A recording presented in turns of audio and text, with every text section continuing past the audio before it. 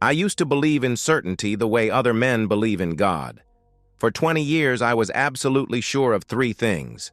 Claire loved me, Ethan was a good kid, and our family was unbreakable. I built my entire world on that foundation, never questioning, never doubting. After all, why would I? I'd done everything right. 22 years ago, I met Claire at a housewarming party thrown by my college roommate. She was laughing at something in the kitchen, head thrown back, completely unself-conscious, when she tried to sing along to some terrible karaoke happening in the living room, butchering every note of Don't Stop Believin'. I knew I was in trouble. She caught me staring and shrugged, grinning. "I never claimed to be talented," she said with that infectious smile. We spent the rest of that night talking about everything and nothing. She wanted to travel the world. I wanted to build things that lasted. She dreamed of writing a novel. I was studying civil engineering. We were different enough to be interesting, similar enough to understand each other. When I drove her home at 2 a.m., she kissed me goodnight on her front porch, and I felt like I'd won the lottery. Our courtship was simple and perfect. Weekend hiking trips where we'd talk for hours about our futures. Quiet dinners at hole-in-the-wall restaurants where we'd share dessert and plan imaginary vacations I proposed on the same trail where we'd had our first real conversation about marriage, sunset painting the sky orange and gold. She said yes before I finished asking the question. Our wedding was intimate. 50 people in a small chapel, followed by dinner at the country club where Claire's parents were members. No drama, no family feuds, no expensive disasters, just two people promising to love each other forever, meaning every word. Our honeymoon was a week in a rented cabin in the mountains. No room service, no tourist attractions, just us and a fireplace, and the absolute certainty that we'd chosen right. When Ethan was born 3 years into our marriage, everything clicked into place. I remember holding him for the first time, this tiny perfect person who was half me and half Claire, and feeling like my life had found its true purpose, I became obsessed with providing for them. I worked harder, took on extra projects, climbed steadily from junior engineer to senior engineer to project manager. Every overtime hour, every missed dinner during project deadlines, every sacrifice was worth it because I was building something. Security, stability, a future where my family would never want for anything. Claire stayed home with Ethan, and it was our choice, our partnership. She was a natural mother, patient with his tantrums, creative with his entertainment, fierce in protecting him. She managed our suburban house like a general managing an army, everything organized and comfortable. I provided. She nurtured. It worked. 17 years later, our life had settled into something I thought was unshakable. Ethan was now 16, a good kid, not perfect, but solid.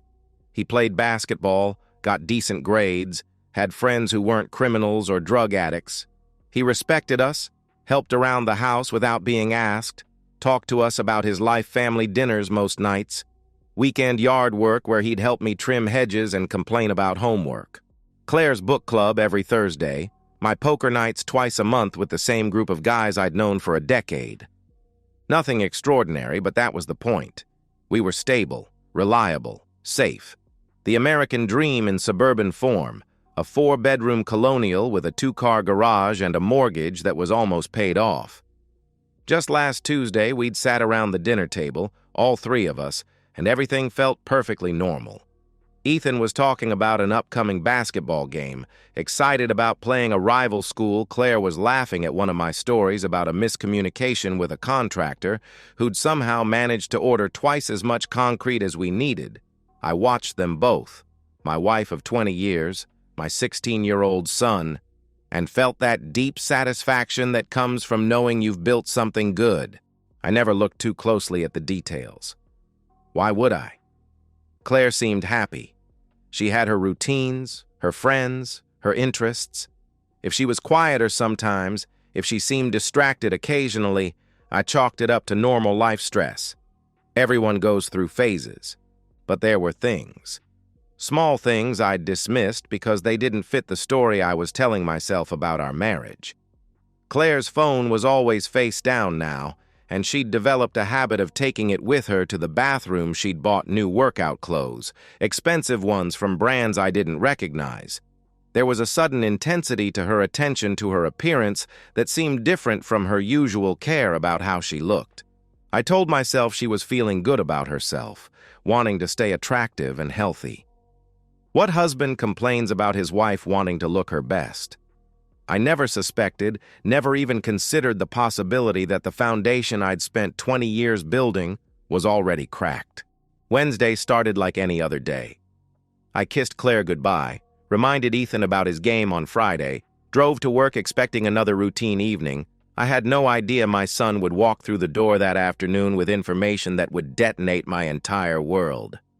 I thought 20 years of loyalty earned me the same in return. I was about to learn how little my sacrifices meant. Wednesday should have been routine. The municipal infrastructure project I'd been overseeing for 3 months wrapped up ahead of schedule, rare in civil engineering, where delays are more common than completed work. My supervisor sent the whole team home at 2 p.m. with genuine congratulations. I actually felt optimistic driving home, thinking about maybe tackling the gutters I'd been putting off, or just enjoying a quiet afternoon in my own house. I pulled into our driveway at 2:45 p.m., noting Claire's car was gone. Probably shopping, book club preparation, maybe meeting a friend for coffee, normal things. I changed clothes, made myself a sandwich, turned on the news. Comfortable solitude. Ethan walked in at 3:30, and I immediately knew something was wrong. My son's face was troubled in a way I'd rarely seen. Shoulders tense, the easy confidence he'd inherited from Claire completely absent. He dropped his backpack like it weighed 100 pounds and stood in the kitchen doorway, staring at me. "How was school?" I asked. He hesitated. Ethan never hesitates. He's always been direct, honest, quick to share his thoughts. But now he stood there looking like he was carrying something too heavy to lift. "Dad," he said finally, voice careful. "I saw her." "Saw who?" I replied, though something in his tone already made my stomach clench. "Mom. I saw Mom," he answered. The words came out slowly, reluctantly, like he was performing surgery on himself. Ethan explained he'd been cutting through Riverside Park on his way home, a shortcut he'd taken hundreds of times. He'd spotted Claire near the duck pond, standing close to a man I didn't recognize. Not just talking close, too close. "I watched them," Ethan said, and I could see how much he hated having to tell me this. "They kissed. Like, really kissed. And she put her hand on his chest, and they were looking at each other like what?" I pressed, though I dreaded the answer. "Like how you and Mom used to look at each other," he finished quietly. My first instinct was pure denial. Ethan was 16. He was seeing things wrong, misinterpreting innocent friendship, maybe confusing Claire with someone else. There had to be an explanation. 20 years of marriage doesn't just evaporate because your teenage son thinks he saw something in a park. "Ethan, are you absolutely sure it was—" "I took a picture," he interrupted. The words hit me like cold water. Ethan pulled out his phone, hands shaking slightly, and showed me a photo that made my blood stop moving, blurry but unmistakable. Claire in her new blue jacket, standing intimately close to a tall man in an expensive coat. Their faces were turned toward each other, bodies angled in a way that spoke of familiarity, comfort, routine. "I wrote down his license plate," Ethan continued, voice getting smaller. "I looked it up online. Isaac Kane. He's some kind of real estate developer divorced twice. I found his business website and some news articles about him buying properties downtown." I stared at my son, this boy who'd somehow become a detective in the space of an afternoon, and felt something fundamental shift in my chest. The careful structure of our life, the certainty I'd wrapped around myself like armor, started cracking. "Ethan," I said carefully, "where exactly did you see them?" "By the duck pond." "But Dad, that's not all. I watched them get into his car, a black SUV. They drove away together," he explained. The room felt like it was tilting. I pulled out my phone and called Claire, forcing my voice to sound normal, casual. She answered on the third ring, sounding bright and cheerful. "Hi, honey. What's up?" she said with that familiar warmth. "Just wondering how your day is going." "What are you up to?" I asked, watching Ethan's face. "Oh, just shopping. You know how it is. I'll be home soon. Love you," she replied brightly. Every word felt like sandpaper against my soul because I could hear it now. The artificial brightness, the performance. How long had she been performing for me? When I hung up, Ethan was watching my face carefully. "You don't believe her either," he said. "Show me that license plate number again," I requested. Ethan rattled off the digits he'd memorized. I pulled up our family's Find My Device account on my phone, something we'd set up years ago for safety, so we could locate each other in emergencies. Claire's location appeared on the map, and my world collapsed completely. The Grand Regency Hotel, downtown, expensive. The kind of place where people go when they want privacy, when they don't want to be seen, when they're doing things they can't do at home. "Dad?" Ethan's voice seemed to come from very far away.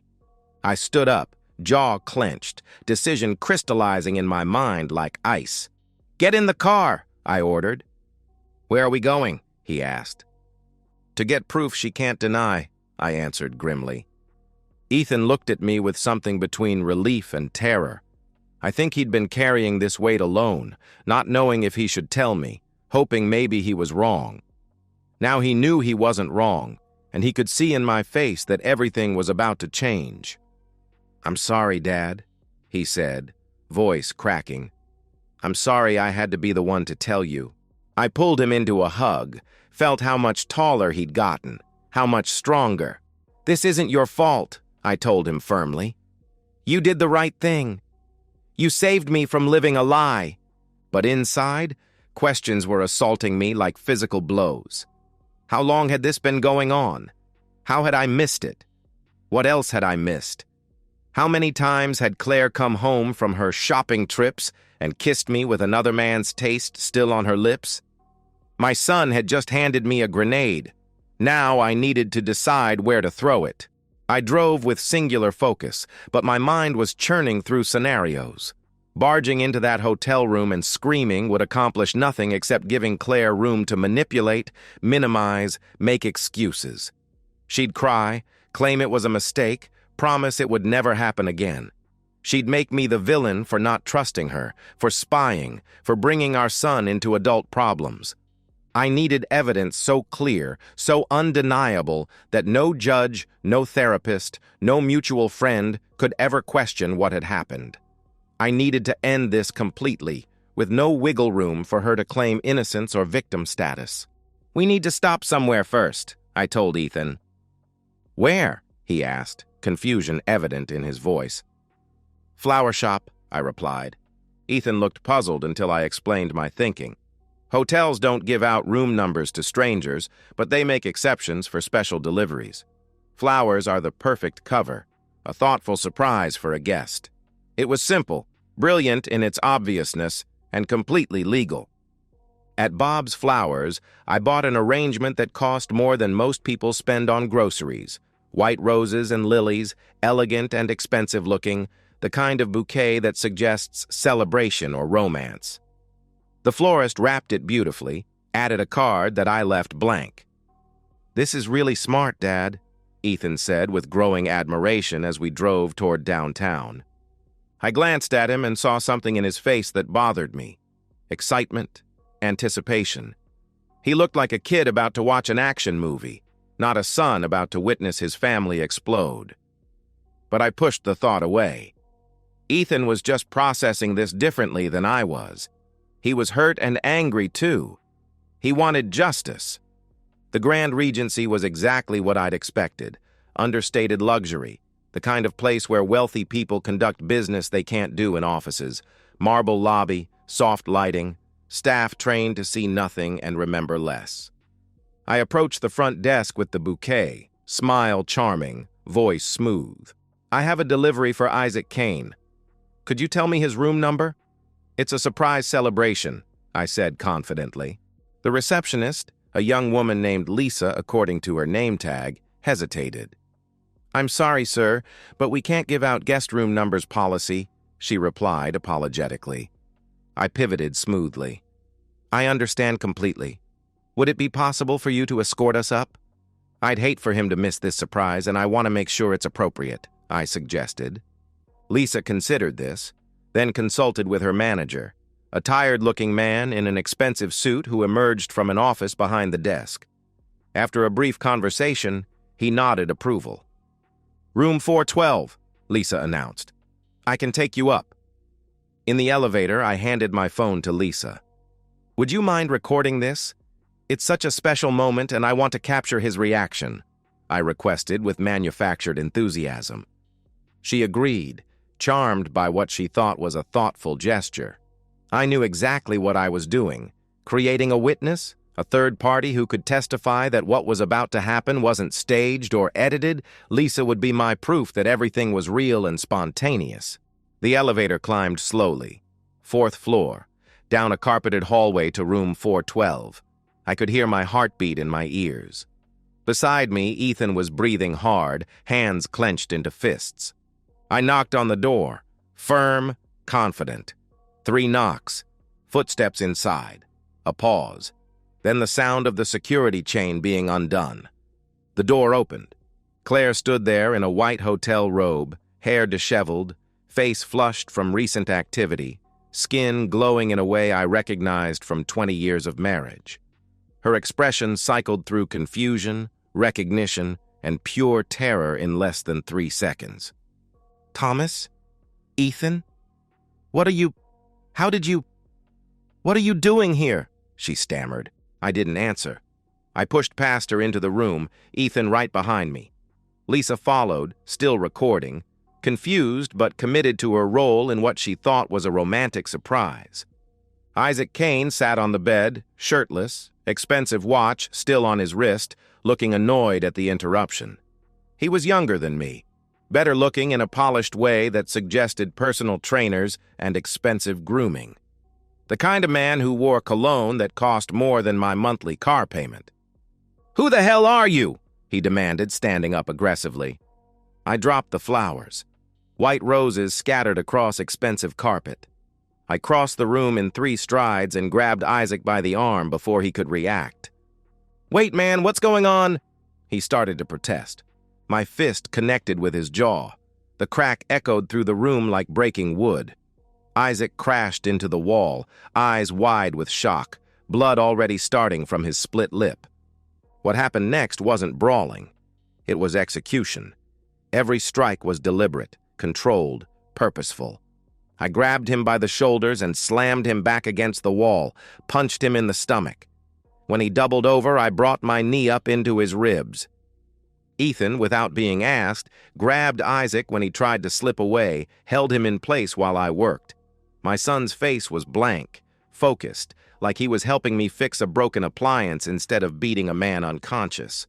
I kicked Isaac in the stomach, then the ribs, then again.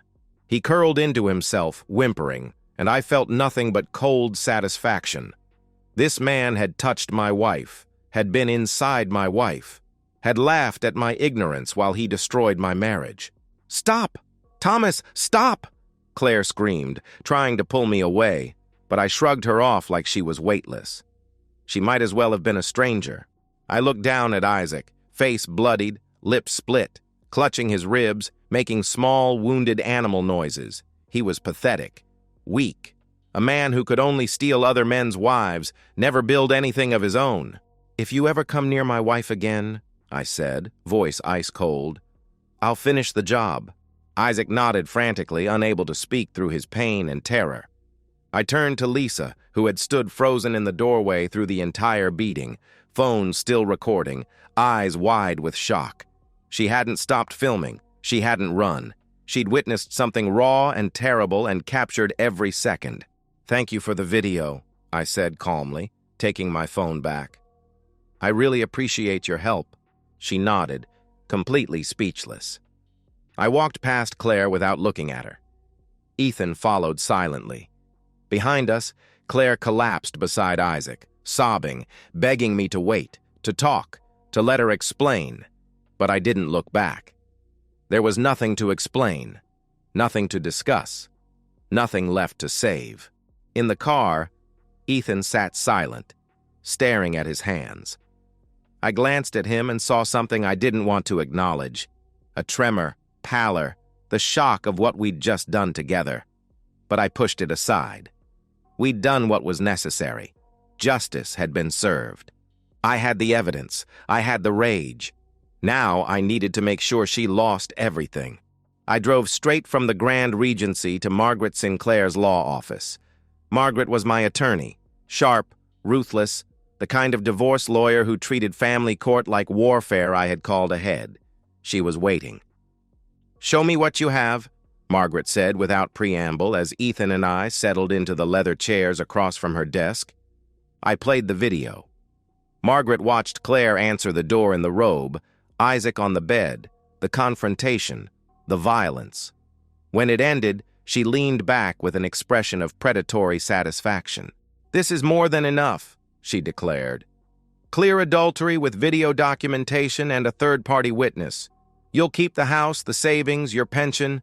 She'll get nothing." "How fast can we move?" I asked. "I can have papers filed tomorrow morning. She'll be served within 48 hours, Margaret replied efficiently. "Given this evidence and the fact that your wife has no independent income, has no proof of financial contribution to marital assets, and will be the clearly at-fault party, your position is unassailable. No alimony, no division of assets, nothing." "What about Ethan?" Margaret asked, turning to my son. "You're 16, old enough to choose your living arrangement." "I stay with Dad," Ethan stated firmly. Margaret nodded approvingly and began drafting preliminary paperwork while we waited. I signed initial documents that would set Claire's world ablaze. Margaret handled everything with surgical precision, explaining each form, each filing, each strategic move. "I estimate 60 days to finalization given the evidence," she concluded. Ethan and I left the office and went home. I ordered pizza, and we settled on the couch in our living room, the house I'd paid for with 20 years of work. While we waited for the food, I changed all the locks. Ethan helped, working quietly and efficiently. We ate pizza and watched basketball highlights in companionable silence, two men preparing for siege. At 9:15 p.m., Claire's car pulled into the driveway. Ethan and I heard her get out, heard her heels clicking on the walkway, heard her approach the front door like she still lived there, like she still belonged. She tried her key. It didn't work. She tried again, rattling the handle. Nothing. Then came the pounding, desperate, angry, demanding. "Thomas! Ethan! Open this door right now! I live here! You can't lock me out! I'm still your wife!" she shouted. Ethan walked to the door and spoke through it, voice cold and too adult. "You destroyed your marriage, Mom! We don't want you here!" "Ethan, please, I made a mistake. I'm sorry. Please let me in. We can talk about this," she pleaded desperately. "You made a choice," Ethan replied coldly. "Now live with it." I joined him at the door, keeping my voice calm and final. "Divorce papers will be served tomorrow morning, Claire. Don't contest them. It'll be faster and easier for everyone." "Thomas, I have nowhere to go. Please, I love you. I love both of you. It was just one time," she cried. Even now, even caught with overwhelming evidence, she was lying. "Not our problem," I responded, turning up the television volume. Claire sobbed on the porch. She pounded again, begged, screamed that she had rights, that this was her house too, that we couldn't just throw her out like garbage. She cycled through every emotion, rage, bargaining, desperation, self-pity. She called me controlling, abusive, cruel. She called Ethan ungrateful, manipulated, turned against his own mother. She promised to end things with Isaac, swore it had been temporary insanity, claimed she'd been depressed and confused. All lies, all manipulation, all irrelevant. For 2 hours, Ethan and I sat on our couch watching basketball highlights. We didn't move, didn't respond. Didn't acknowledge the woman crying outside like she was a stranger having a breakdown in a public place. Finally, the crying stopped. We heard her car start. Headlights swept across our front windows as she backed out of the driveway and drove away. I felt victorious. I'd taken the first steps to erase her from my life. But when I looked at Ethan, I saw something unsettling. His expression was cold, almost empty. The boy who used to laugh at terrible jokes now looked like someone who'd learned to shut something off inside himself. "You okay, bud?" I asked cautiously. "Yeah," he replied, but his voice was flat. "We're good. We're going to be fine." I told myself he was right. We were good. We were going to be fine. I thought revenge would fix everything. I didn't realize I was breaking something else. 60 days passed. The divorce was finalized exactly as Margaret had predicted. The video evidence was so overwhelming that Claire's court-appointed attorney advised her not to contest anything. She signed the papers. She got nothing. No house, no savings, no alimony, no claim to my pension. 20 years of marriage dissolved with her left financially destitute. Ethan formally chose to live with me.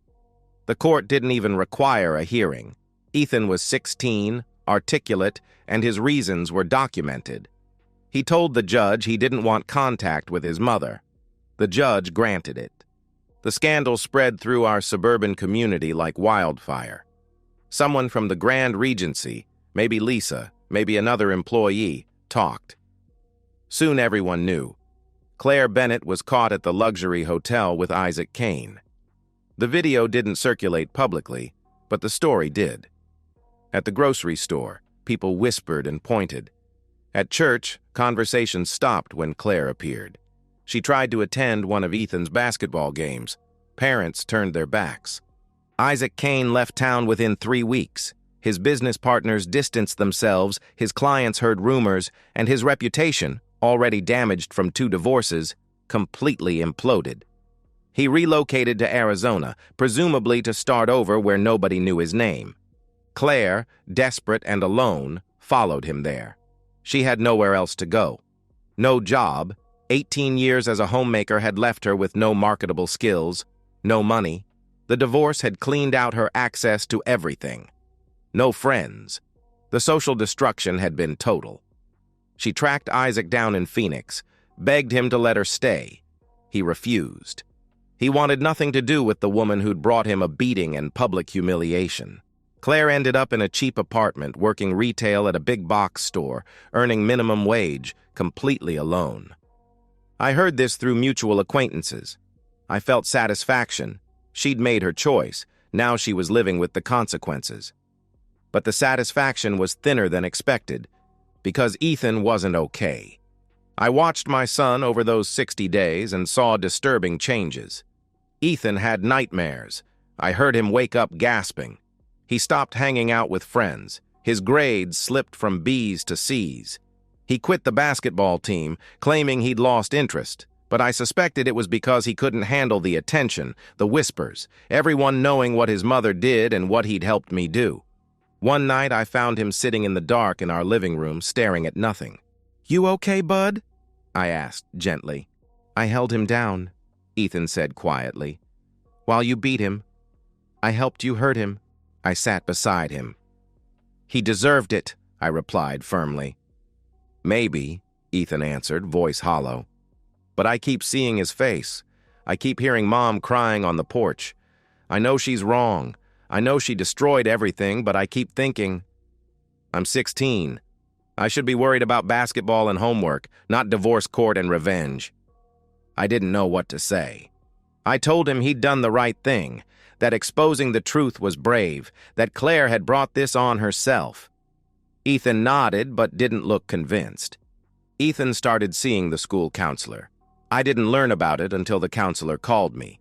Ethan had self-referred, expressing difficulty processing what he called family trauma.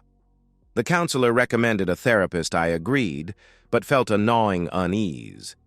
Dr. Evelyn Hernandez's assessment, shared carefully with me, included phrases that hit like punches: premature exposure to adult betrayal, complicated role reversal, potential moral injury from participating in retaliatory violence. I realized, slowly and horribly, that in my justified rage, I had weaponized my son. I'd made Ethan the discoverer, the investigator, the witness, the accomplice. I'd made a 16-year-old boy help me beat a man unconscious and then stand at our door telling his crying mother she deserved to be homeless. I'd gotten my revenge. Claire had lost everything. Isaac had fled. But Ethan, loyal, good, brave Ethan, had paid a price I'd never intended.